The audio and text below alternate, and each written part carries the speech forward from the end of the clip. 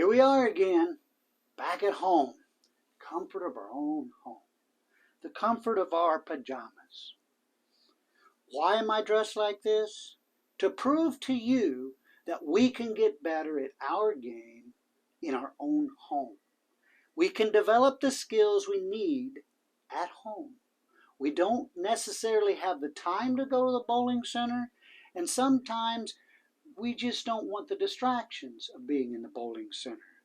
For me, the training that I do is much more effective to get the bowler outside of the bowling center, away from the distractions of the lane, the pins, the oil, the scoreboard, the people, all of those things, so I can get that one-on-one communication and relationship and feel that's so important to improve your game, shorten that learning curve. One of the tools that we use is the transition pin. Now I call it the transition pin because we use this pin in several ways. But first of all, we use it to train the modern release. If you look at the bottom of the pin, you notice there's a hole in here.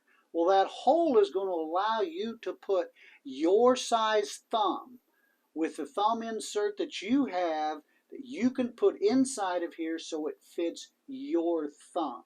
We don't want you using this big old hole. Even though some people do, that's not what I recommend. Put your thumb size in there, and you'll find out that it's a little bigger on one side and a little smaller on the other side, and that's on purpose to allow you to find the comfort that's for you. But you're going to put your thumb in here, you're going to lay your hand on the pin, and then you're going to flip the pin. You're going to flip the direction, the pin, you're going to flip it in the direction that you want your ball to roll. You want to train your ball to roll forward, then you're going to flip the pin forward. You want your ball to rotate a little bit more sideways, you're going to flip it a little more sideways. You want to go to the extremes and get it clear over here, you're going to flip it in the direction that you want your ball to rotate. Too many people get up to the release and they're doing this. They're spinning it. That's not what you're trying to do in today's game. It's too sensitive to where the oil is and isn't.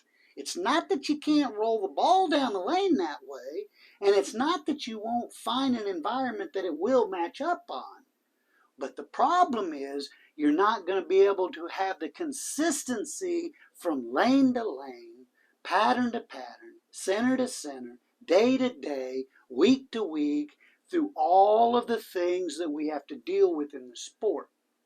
Never forget, bowling is, always has been, and always will be about transition. If you learn to train your game, if you learn to train to strike, you learn to train to spare, using the rotation and the modern release, you're going to find more consistency no matter where you go. And that's the concept of BowlU's transition pin.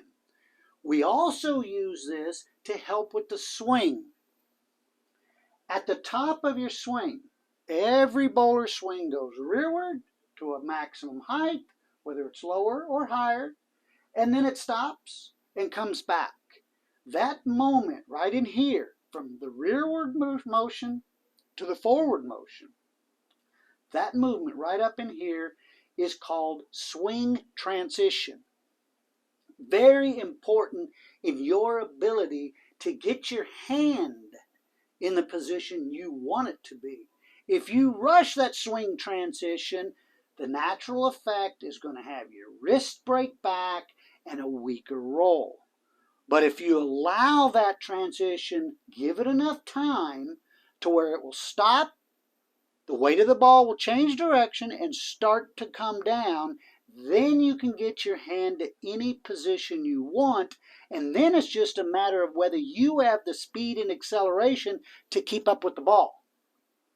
Too many people are putting the brakes on and pulling it which is very ineffective back here. They're grabbing a hold of that ball, so they sit here and they're holding it no matter where it is, so it never really has the opportunity to fall, to repeat through gravity. Let physics do as much work as you can, as it can, and then you learn to follow it. That will allow you to use the weight of the ball to your advantage. And that's what we do with this. If you hold this by the neck and you take it back here, you can feel it fall, and then you chase it. Then you just follow the weight of that ball. You got to follow that weight. If you get up here and it wants to start to come down, it's going to want to come down fast, and you try to go slow, what are you going to do? You're going to grab it. You're going to put the brakes on so you can hold on to it. Train yourself to only take it as high as you need to. You don't need to take it up here, because if you take it up here, it's going to come down real fast, isn't it? Take it back to here, it's not going to come up as fast. It's going to want to fall, and then you chase it. It's the putting the brakes on that limit so many bowlers. Learn to follow the weight. Learn the importance of swing transition, and it'll change your game for the better. And it'll do it very, very quickly. And we train that with the transition pin. Hope you learned something that's going to help you, and I hope you can help us out as well. Have a good day, and remember, at BowlU, everything we do is for all the right reasons.